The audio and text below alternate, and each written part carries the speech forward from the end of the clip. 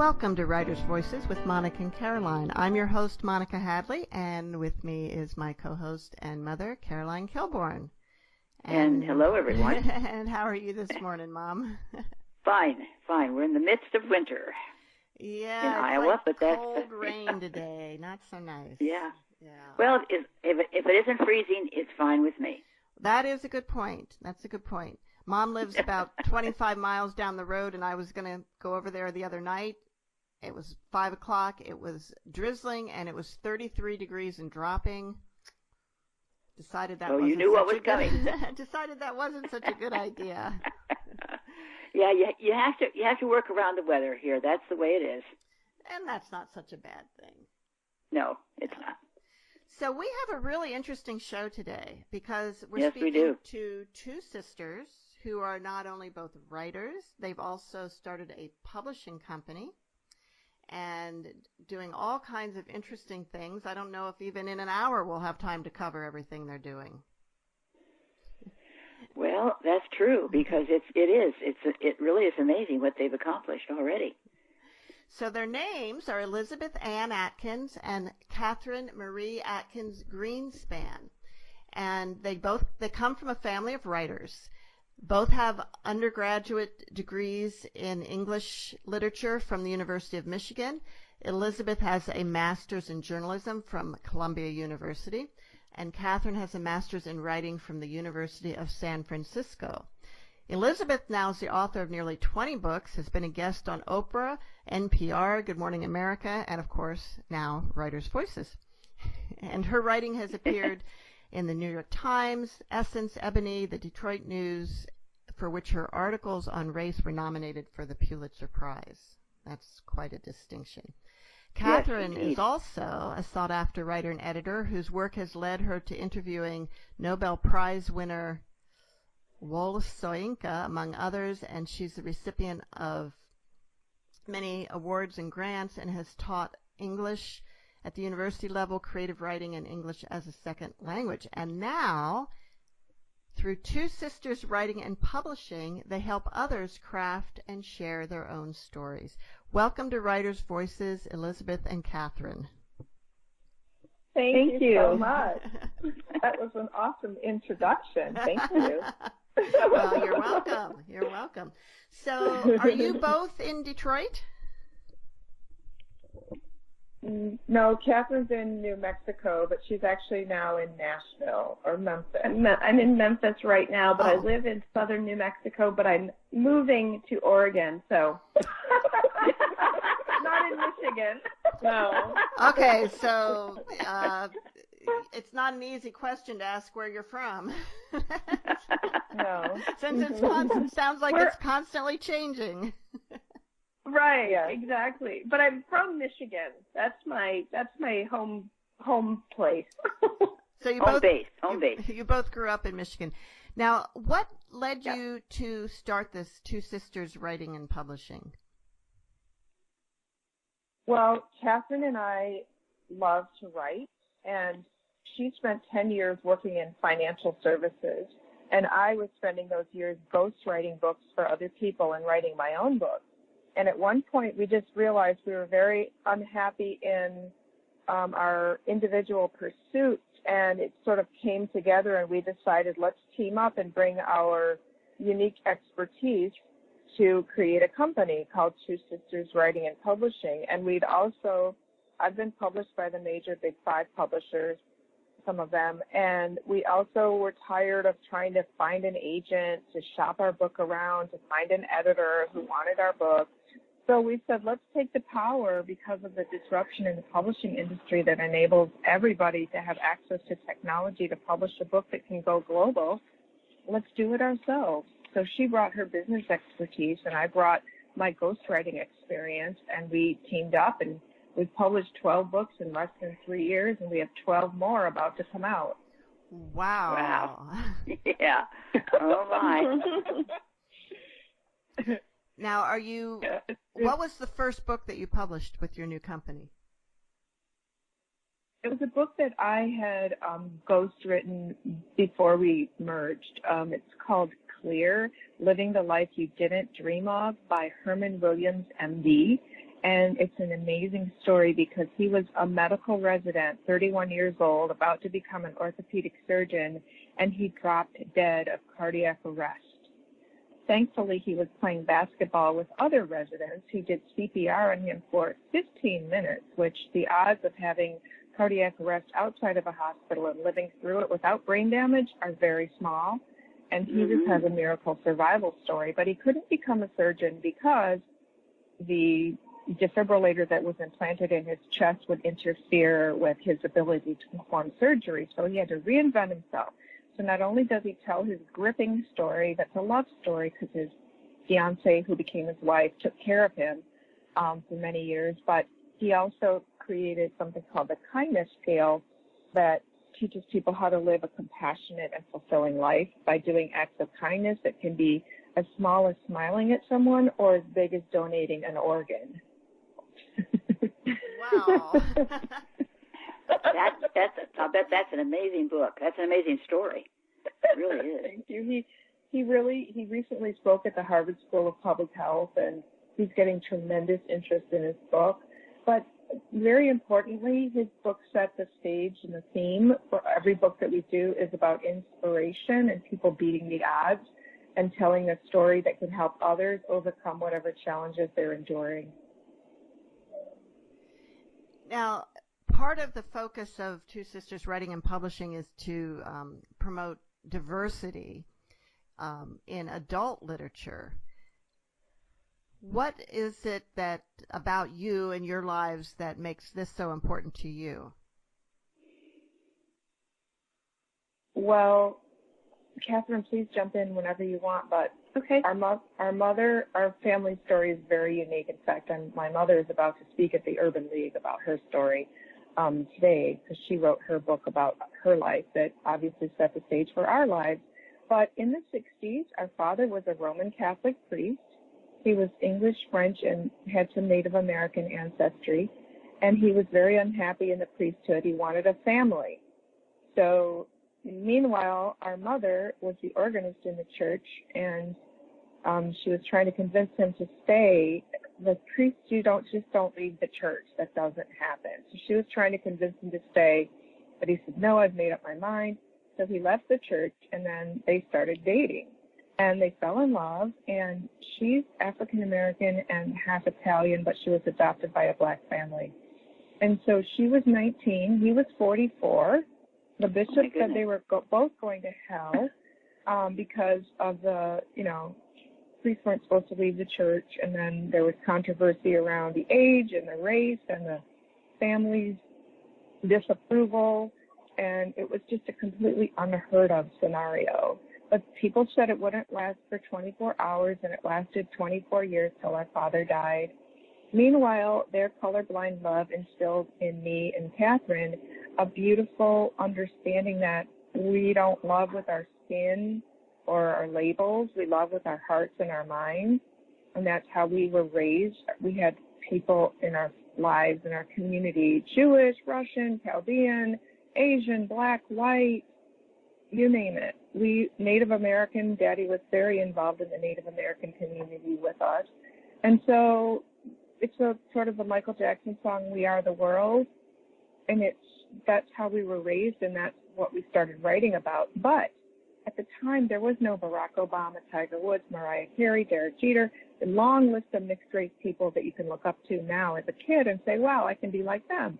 A mixed-race person was president.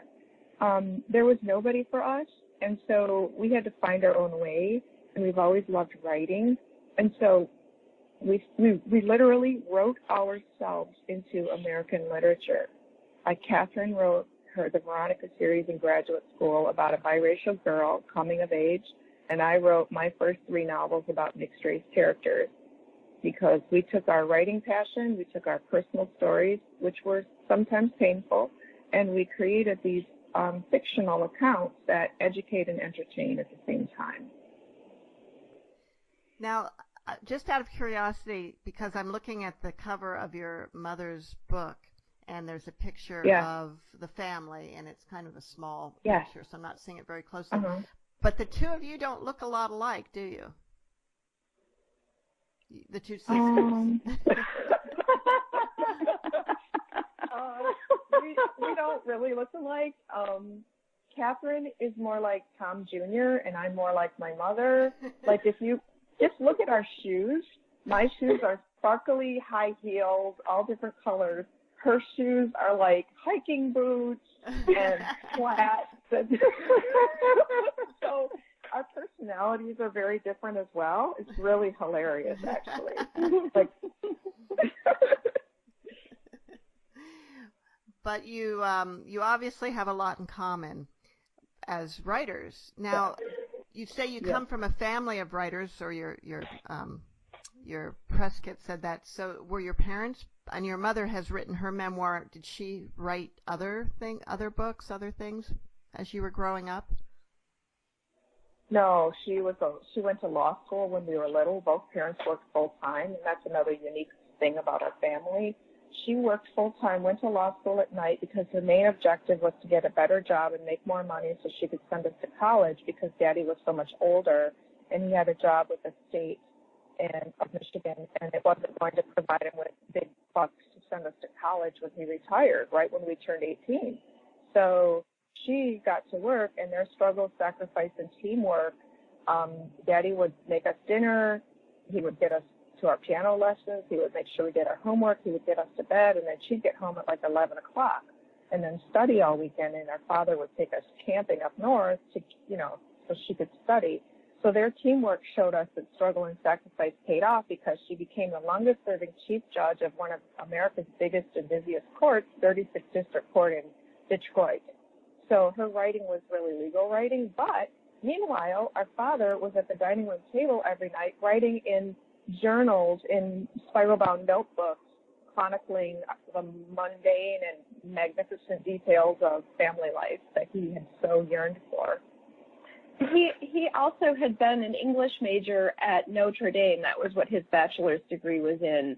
And I think he started journaling in the early 60s. And it was the little steno pad with the little the spiral-bound ring on the top. And he just every day. So he was a writer, like a constant writer, but not to the point that anything was published or that he wrote short stories or anything. But our mother sat down. So she had this unique story of marrying the priest, and she was the organist. And every time someone would hear that story, they'd say, "Oh, that sounds like a made-for-TV movie," and you should write about that. And she never was inspired. Her thought was, "This is just my life. This isn't really that interesting."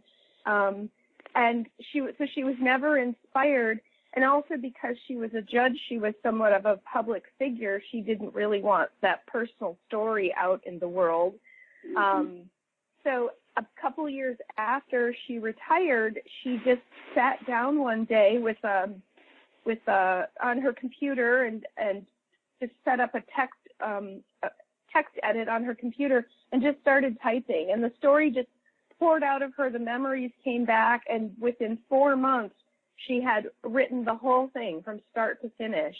So, and she doesn't consider herself a writer, but she did write her story, and then we, of course, edited it and formatted it and published it. Wow. That must have been a really interesting thing to do with your mother. Were there things that you learned in this process that you didn't know before or maybe had forgotten?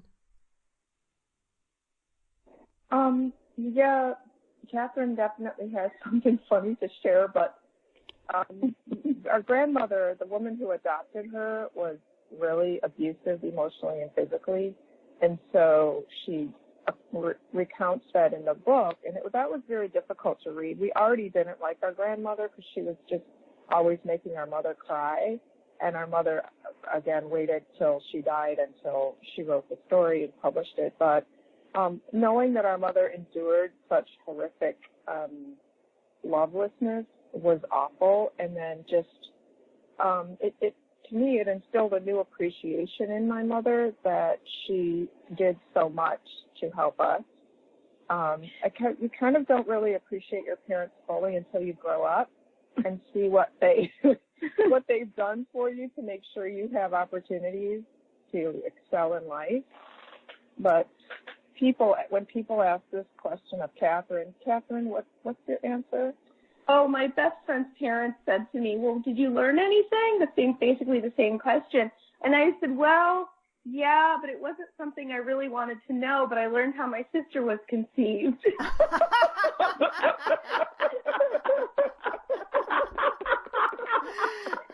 And it's not anything graphic in the book, but our mother thought it was important because our father was a priest and he'd never had a relationship with a woman. And so it's just a small snippet of the evolution of their relationship.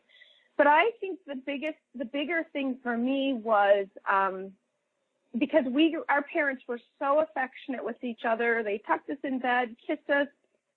We told each other we loved each other all the time. So I think when I read that our grandmother never told my mother or they also adopted a boy who was 4 years older than my mother, who, when he was 16 and my mother was 12, he was also abused, and he left. He left home because he couldn't take it anymore.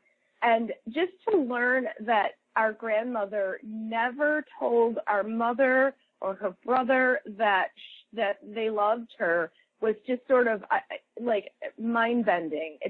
I knew that there was abuse, but the idea of not being able to tell your kids or hear from your mother that you're loved. Our grandfather was really affectionate. So my mother, he was sort of like the antidote to the abuse, but he didn't ever step in. He sort of let the mother run things, but he told our mother and her brother that he loved them, and he was, soft and gentle and loving. But I think that was the biggest thing. You got to wonder why in the world she would adopt kids when she obviously didn't have much maternal instinct. Right. Yeah, our mother asked that question all the time. She was very all about what other people thought, and she wanted to have the perfect picture of a family unit. She was a piano teacher, and she made our mother practice piano and become a concert quality pianist and perform in recitals and wear the big frilly dresses, etc. And so she had her own ghost and her own pain, our grandmother.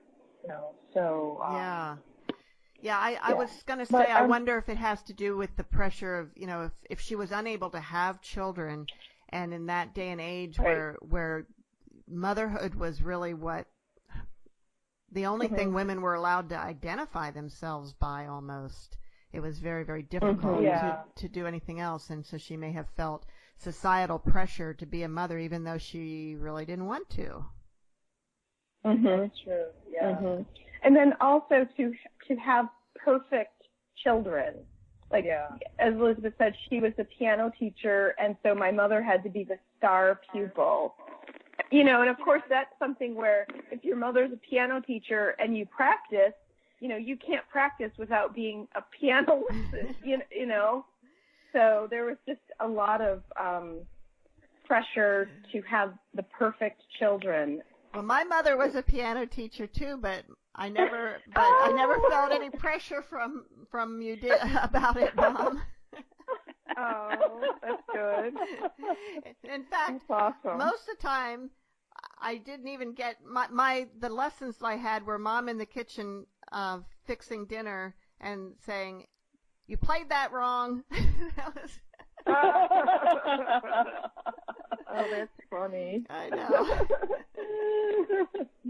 But I became a passable piano player, but it was never something I was going to be good at. So it's a good thing that you didn't mind that I wasn't so good, Mom. Well, I don't know. As I ever told you, you weren't very good. I mean, No, you didn't tell me that. It was just, here's how I learned that I wasn't very good. In 7th grade, our choir, the 7th grade choir, for the Christmas concert, had student accompanists for 3 songs, and I was supposed to accompany on one. And I was so bad at the performance. I mean, nobody told me that. Nobody made me feel bad about it, but I got lost. I was so nervous. Oh. And honestly, it's kind of a dumb idea to have your very first public performance be accompanying a choir. Yes. I do that all the time now at church. I mean, that's what I do, and it's difficult. It really is difficult. Yeah. And so for my first public performance. Oh, that's so funny. I was going to say our mother has always had a piano, and she can sit down and just play like pieces that she learned back in those days. I mean, she's an amazing pianist, and she's performed, I think she's performed at weddings. I mean, so it did create this, in a roundabout way, it created a love for classical music and for playing the piano. I mean, it's really joyful. Yeah. Well, not only that, but she wouldn't have become the church organist if she hadn't had that background, and so you may not have existed. Right. We wouldn't be having this conversation. Wow, that's interesting. That's funny. Wow. You're listening to Writers' Voices with Monica and Caroline, and our guests today are Two Sisters Writing and Publishing. And Two Sisters Writing and Publishing is comprised of Elizabeth Atkins and Catherine Greenspan. Elizabeth and Catherine, I see on your website that you've created a program called Power Journal, I believe. Do you want to tell us a little bit about that? Yes, we're so excited because the workbook just went on sale on Amazon and Barnes & Noble last week. And this began as something that, this is Elizabeth talking, I've always journaled my whole life, as has Catherine, and I started meditating in 2010, and I started writing down what I would learn in my meditation.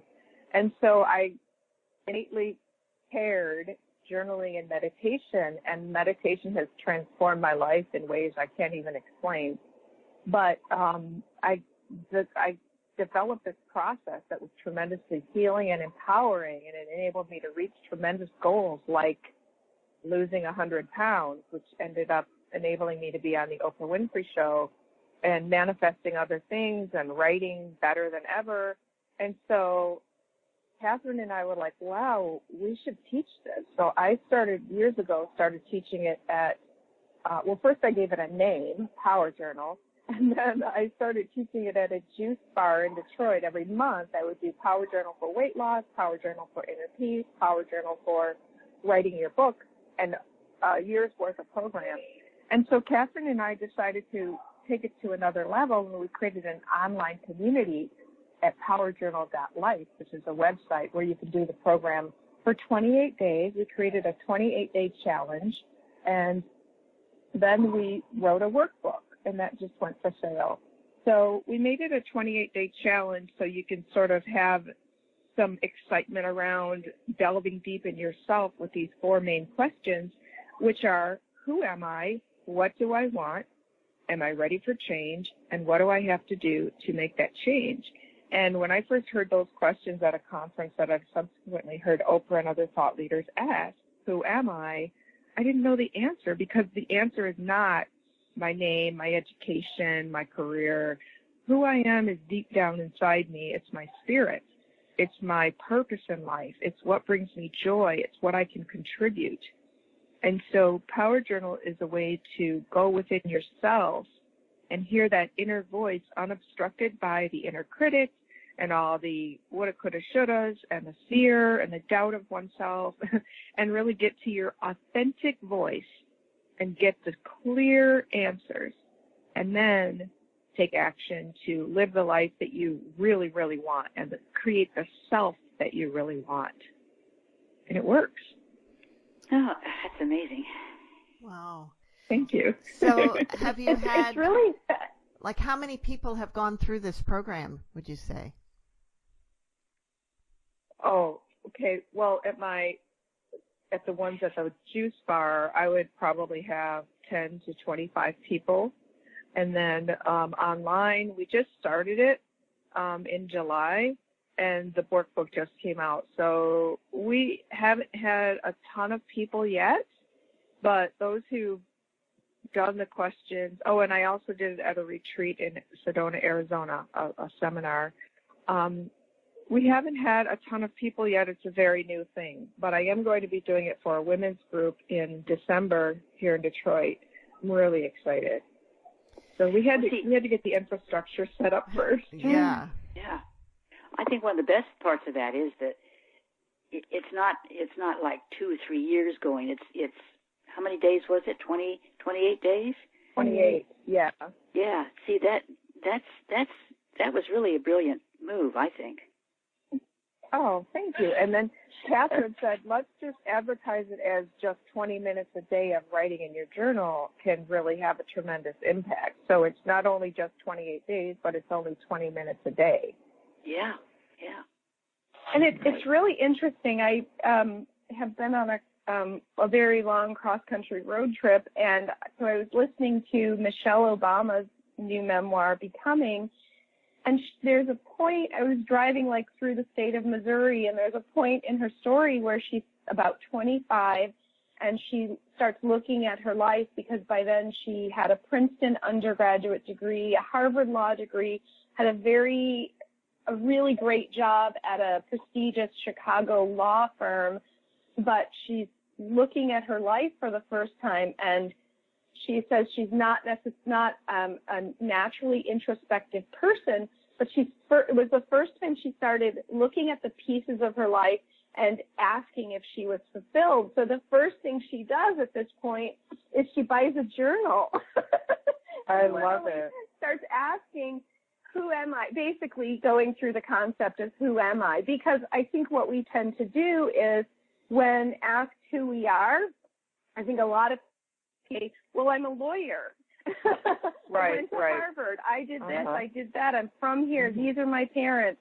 And so the whole concept of Power Journal is not who are you, like what's your resume say, but who are you on the inside. And then it isn't until you can stop in a 20-minute journal entry and go, okay, who am I? What do I want? Like dive deeper and then go, is my outside life in alignment with who I am on the inside? Because if it's not, usually I think what happens is people get to a certain age and then they're like, wow, I've been at this job for 20 years and I'm not exactly sure I like it, but it's hard to make a change. And the whole point in Power Journal is to do sort of a check-in to make sure what's on the outside of your life and what's on the inside of your heart and soul are in alignment. And they don't, and if they're not, it's not an overnight change. It's really sort of that introspective looking inward and making an effort if things are not in alignment to get them better into alignment. So I just thought it was really interesting that, you know, First Lady of the U.S., of course everything's good, you know. But so it's sort of a universal concept. Now, Mom, you've always journaled, right? Well, yeah, write a diary every day. Well, that's journaling. Yeah. Yeah, I got tons of diaries. Do you ever go back and read through old ones and see how your life is different or what you were like what and surprise yourself by what you were feeling or thinking then? Yes, I have. Yeah. And of course, you know, since your father died when I was teaching school, and well, I was an aide. I didn't have a degree yet, so I had to go back and get a degree. So I did that, and then taught school, and then and 8 years later married again. A completely different life. Moved to a farm, and you know, so I had a lot of changes in my life, and I must say I was richly blessed the whole way. Wow. I had great parents, great grandparents, supportive aunts and uncles, and I just I just had a blessed life. There's no doubt about it. Wow. Now, Catherine and Elizabeth, you mentioned your father having journaled all those years. Did you ever read his journals? Yes, they were in a box in our mother's garage, and when I was 35, I read them, and I learned about he baptized us in the hospital room, and I learned what he wrote the day after I was born when he baptized me, and that is it's now in my memoir, my spiritual memoir, which is coming out in January. It's called God's Answer is No, Lessons, No, K-N-O-W, Lessons from a Spiritual Life. And it shows how he ordained me, he blessed me, he anointed me to be on a spiritual quest, teacher. But he never told me this. I read it when I was 35, and it's come to fruition after many life lessons learned through painful experiences. And I'm really grateful that he wrote about that day. And it was amazing to read them, really amazing. So, yes. I wondered, with your mother having written her memoir about the story, whether you ever considered crafting a memoir out of your father's journals.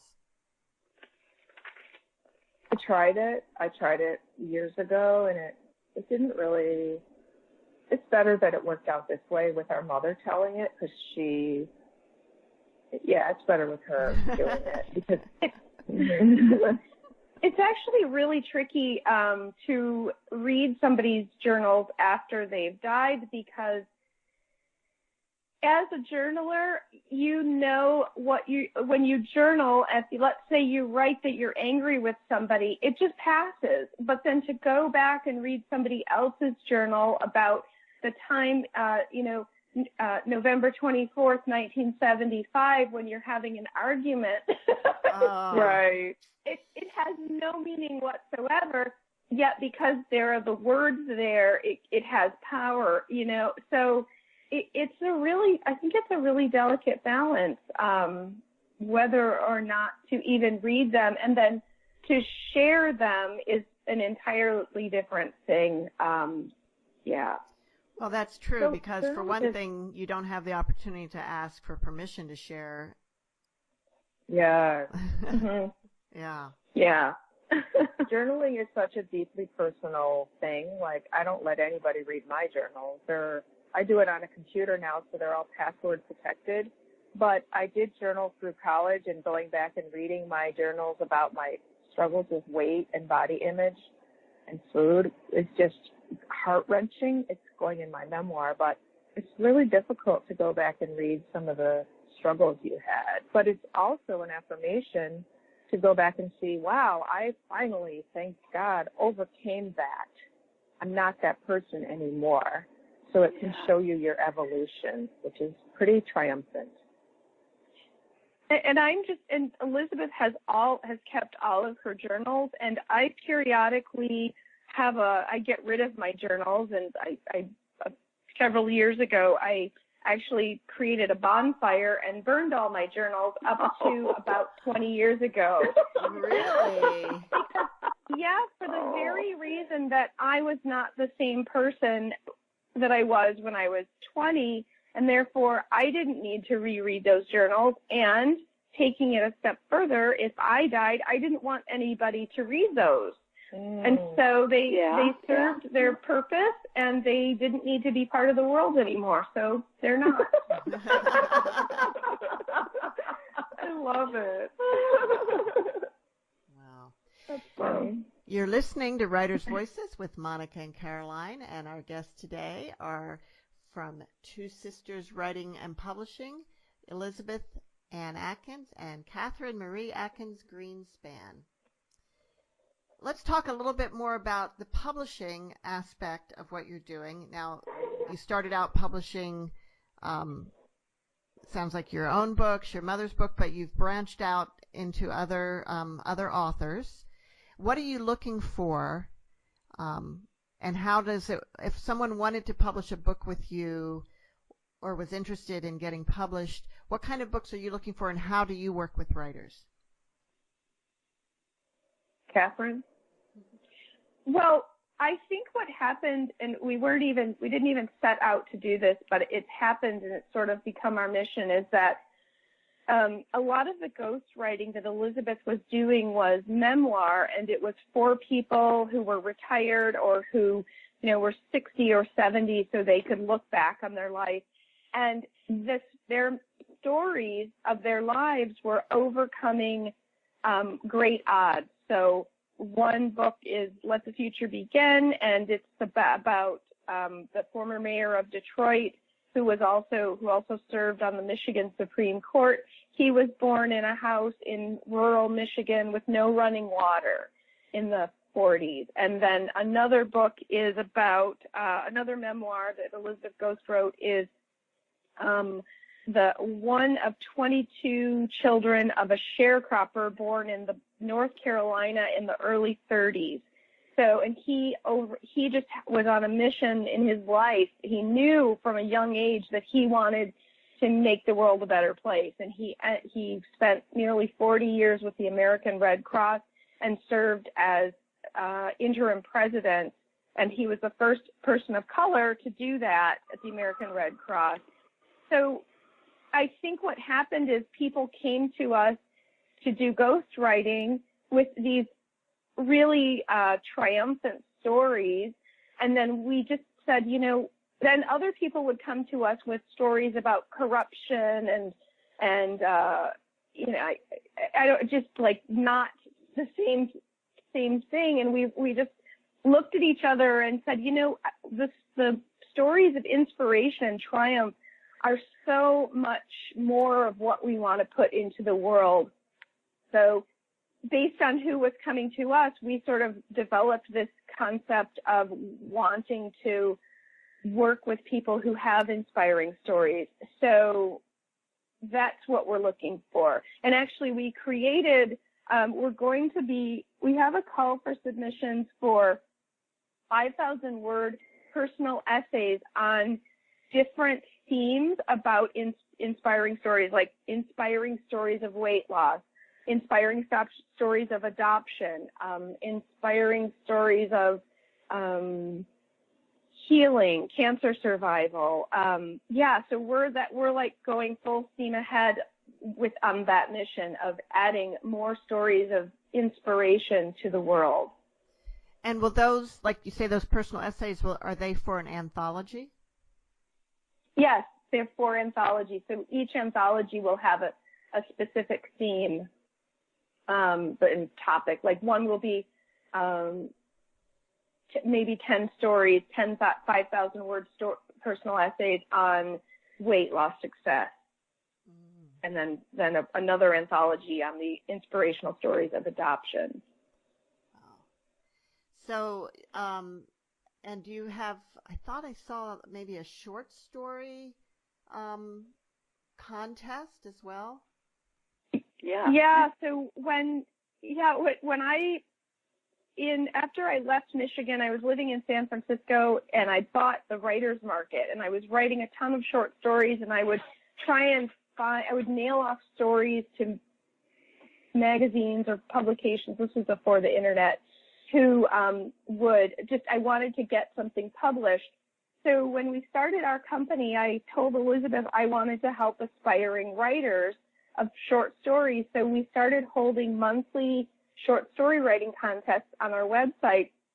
And then the objective was, after a year, we would put all the winning short stories into an anthology and then do that every year. So we published in July our first anthology, and it's international writers. I think there are 24 stories, and they're on different themes or genres. Like there are a few magical realism, there's a romance category, a Western, stream of consciousness, and that has been so fun. So we're at the end of 2018, so we've had contests all year long. So when we pick the winners for the December contest, we're going to take all the winners from this year and publish the second anthology of short story writers. Wow. That does sound like fun. Really fun. Then how do you market those books? We publish, we use the Ingram Spark platform, which is part of the Ingram Book Group, which of course is the biggest book distributor in the world. So all the books are available in like 39,000 retail outlets globally. And we use all sorts of social media. We use word of mouth. So that's what we do. And Catherine's really savvy about our social media platforms, and she's always doing different campaigns on LinkedIn, Instagram, Facebook, and Twitter. So she's really good at that. We also have a PR firm that we have contracted with to promote us, which is very helpful, thankfully. So there's a lot. I mean, marketing is a 48-hour day job, but the most the most powerful marketing is word of mouth. So when one person reads one of our books and says, wow, this is awesome, and they go on Amazon and do a review, or they tell their friends to read the book, then that's really powerful. And that's what happened, like, for example, a few weeks ago, my mother's book was in a book club, and there were 15 ladies at this beautiful restaurant all sitting around the table talking about her book. So they had all purchased and read it. And it's really a delightful experience as an author to have people so interested in what you wrote that they want to get together and talk about it. So, and we currently have almost all of our books at the moment we have a Goodreads giveaway going on for each one. So that's just so fun. I'm just a big fan of Goodreads, and I just love it. So cool. That and those end on December 21st, and we're going to give away 5 of each for each of we have 7 books in Goodreads giveaways right now. Oh, cool. So, back to your mother's memoir, did she have any hesitation about sharing so much personal information with the world? Yes, and as Catherine said, she waited till she was retired from being a judge, so it wouldn't draw any attention to her judicial temperament or reputation. And secondly, she waited until our grandmother died, her mother died, so that there would be no issue of her sort of airing the dirty laundry about how mean our grandmother was, because she, of course, became this sweet little old lady once she got dementia. Or for later years. So it sounds really funny, but it's what happened. The funny thing is sometimes it goes the other way, too. Yeah. Oh. Yeah. Oh. Wow. Someone who was very kind and sweet sometimes becomes real irascible when they get dementia. Yeah. So that's a really important question for anyone who's considering writing their memoir. The timing is very important because what you put out there could affect your career, your family, your reputation. In the course of writing my memoir, what do I want to say about my ex-husband, who's super sweet now, but we went through terrible times? Like, how much of that do I want to put in the book? It matters because that was very formative to my independence, survival, strength of spirit, very important to my personal development. But in the interim, how important is it to show the graphic details of it? That's a huge question to ask. What is the end result? What is the impact you're going to have? Yeah. In your memoir, God's Answer is No, K-N-O-W. That's such a great title. Thank you. Is the Power Journal tools, are they described in there as well? Yeah. So here's the mission of this. It's to tell my story, but in order to appreciate what I'm teaching, my story enhances that. I have learned so much, and I have endured and transformed tremendously in profound ways. I am anointed, called to teach. I must teach. It's what God tells me. My spirit guide, my Father's Spirit tells me I must teach what I know because I have found ways to improve self and life. and I must teach it. Therefore, I am using my book to tell my story, but it's a teaching guide. And the second part of the book is all the how-to. So I teach people how to follow a diet that is going to enhance their mental health and physical wellness and spiritual connection. I teach people how to meditate. I teach people how to power journal, because I learned to heal my body. I can heal a migraine headache through journaling and meditation, where I used to have so many medications for migraine. I used to give myself this shot called Imitrex, like literally shoot myself in the leg with a needle to get rid of the pain that didn't even dissipate entirely for days. So I'm not advocating that anyone get off their medical regimen with their physician. That's not it at all. I'm teaching what I've learned that can help other people. So it's really, really like, it's my calling. I must do it. And writing is scary. Like, I didn't used to be comfortable talking about God and spirit, and,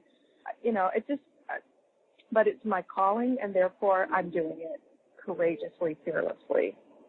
And I'm really so excited to share all of this, because I've taught lots of people how to meditate, how to journal, and now Power Journal for Wellness is in there, Power Journal for Peace.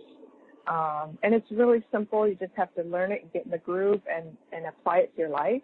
And another message here is that it takes work. Nothing happens. You get out of it what you put into it. So I'm not perfect at all either. I still have days where I meditate and it's all fog, or days where I just feel sad, or nothing's perfect. It's all process, but you have to engage in the process with the goal of finding some improvement. And we're offering tools. Whether someone picks up one of our books and feels inspired, they do Power Journal and learn about themselves. They submit something and get published. As you know, that's a dream come true for a lot of people. So Catherine and I are just on a mission to do good in the world and helping people one at a time. And it's really so fulfilling. We like work so much, but we love it. We love it. Well, Catherine, I'd like to ask you a little bit about the Veronica series. I think you mentioned that you started writing that when you were in graduate school. Yes. So the very first class of graduate school was called Autobiographical and Narrative Writing. And so I wrote this short story about, it wasn't a short story, it was autobiographical, about how my hair changed when my sister and I had long silky hair when we were little, and then it was in fifth grade that my hair, and our father had a rule for us that we couldn't cut our hair, so our hair was super long, like down to our waist, and that was great when it was silky and, manageable, but all of a sudden, and it was probably like hormonal changes that caused this, my hair just turned into like this massive, thick, it was like as heavy as an Afghan. I felt like I looked like Cousin It. It was just horrible. And Elizabeth's hair changed too, but hers actually had curl to it. But mine just turned thick and frizzy and heavy. Mm. So the first thing I wrote in this class was about my hair. And then that led to, well, in my mind, there was a boy in my fifth grade class who was not my friend, but one day he said to me, as I've got my Cousin It hair parted straight down the middle, he said, "Catherine, I heard your mom's black." And so it was all of a sudden, no one had ever said that to me. I had my friends knew my mother. We had our black relatives, our white relatives, but it was pure harmony and love and joy. And suddenly this boy out of nowhere says to me, "I heard your mom's black," like an insult. It was like, what? I didn't know what to do. I didn't know how to process it. I had no idea. Like, okay, what am I, like, part of me wanted to punch him in the face, And then part of me wanted to like run and hide, but I had nothing inside my brain that told me how I should process this. And I didn't go to my parents and tell them this because I didn't want to insult them. It was so very confusing. And in my mind, it was the change in my hair that triggered the world, this sense of the world looking at me differently.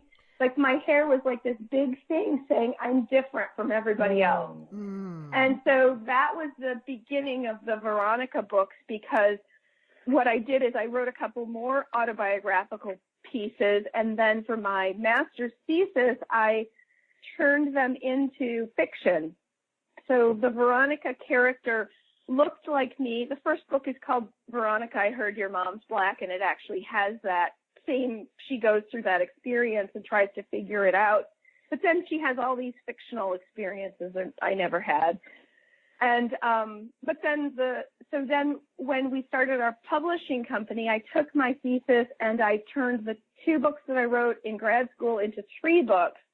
And the 3rd book is actually something that I experienced as a 22-year-old on Cape Cod, and I put Veronica into that same sort of scenario, but she's 15 in the book. So it all is like from me, but it's not really about me. Okay. All right. Like, yeah. Yeah. And by the way, my father knew how miserable I was with my hair, so I had a chin-length bob by the time I was in 11th grade. Oh. Well, now the funny thing is my dad wanted to make me cut my hair, and I wanted it long. Oh, wow. Yeah. Why You remember that, Mom? No, I don't remember that he wanted you to cut it. He wanted me to cut it because he thought that it would make me vain. That my hair, that I was vain about it. And apparently his sister, who he did not get along with very well, spent a lot of time preening in front of the mirror and that was it. Yeah. He didn't want me to be like that. And it was the only time, and I was in tears because at the time, I think I was probably about 14. My hair was the only thing about me that I thought was pretty. And I told Mom, and you probably don't remember this, but this is the only time I remember my mother standing up to my father. Well, I didn't do it very often. No, but you did it for me. Wow. You did it for me, so he didn't make me cut my hair. Oh, that's great. I'm so glad to hear that. Yeah. That's amazing. Yeah. And the interesting thing about it was, when I look back on it, that there's a lot of talk about how girls get at a certain age, they feel like that society only values you for your appearance. And, and I definitely, I'm turning 60 in a couple of weeks. So at the time when I was growing up, that probably was pretty true, that where girls, the appearance was such a big thing, but it wasn't in my house. And I never, now the downside of that is that I never felt like I was pretty because no one ever said anything about that.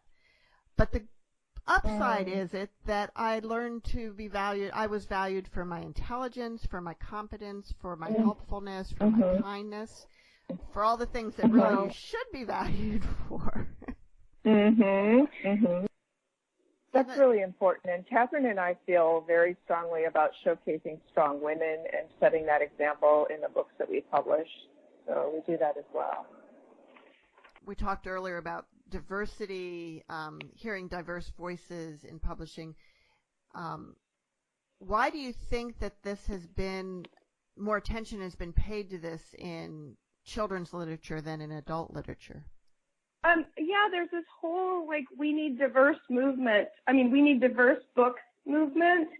And I think it's because parents are realizing that that kids need to have positive influences regarding diversity and acceptance of others from a ridiculously young age. Like, it's not something when a kid goes away to college or is in high school that conversation can begin. And I that's really what I think it is. It's parents are realizing that in order to teach their kids the value of diversity, that it needs just to be introduced like the same time they're learning to read. They need to be reading about, well, and another thing is that a lot of that kids need to see that even if they're different from other people, they're really not. And I think we learn this, we learn that our differences we're really, we're all human beings and we all have the same struggles, but certain differences don't really have an impact. And I think people realize that as adults. Mm. And I just think of South Pacific. Do you remember that, the movie South Pacific, or maybe the play? Was that the one, I gotta wash this man right out of my hair? Yes, it was. It was. Yes. The white American military guy is on this island, and he meets this woman, and what I remember is that the concept of racism and otherness and we're different and one is better or worse than the other, the song is something about being carefully taught. Like kids are taught that from their parents. You don't know, kids just aren't born naturally thinking different is bad. Right. So the concept is if parents can teach their kids without even teaching them and through books, that's a lot.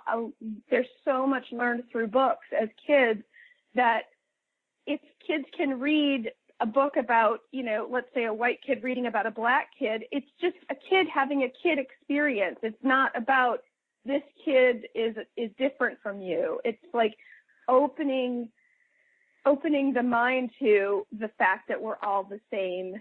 And I think parents realize that the kids need to be exposed to that as young as possible. And that's, I think, why there's a push for needing diverse books. So there are a lot of like little kid books, but I don't know about like the Veronica type books of any, of like a multiracial teenager, having a normal experience. It's sort of like the way that Are You There, God, It's Me, Margaret was for me as a kid, because Margaret was half Jewish, and there's nothing in the book about this being anything other than I'm slightly different from everybody else, but really all we care about is boys and boobs and, it's like, yeah. But I think that for me that's what it is for me. So. Right. Mm-hmm. Well, we're out of time, and it's been a great pleasure to talk with you, Catherine and Elizabeth. Yeah, we could talk for another hour. Well, you could talk for another hour. Yes, absolutely. So, Mom, do you have some closing words for us? Well, I have a lot of them, but we're all part of the world, and if we can contribute kindness and goodness, that is the most important thing. And I think you two ladies are doing that, and that is momentous. It really is.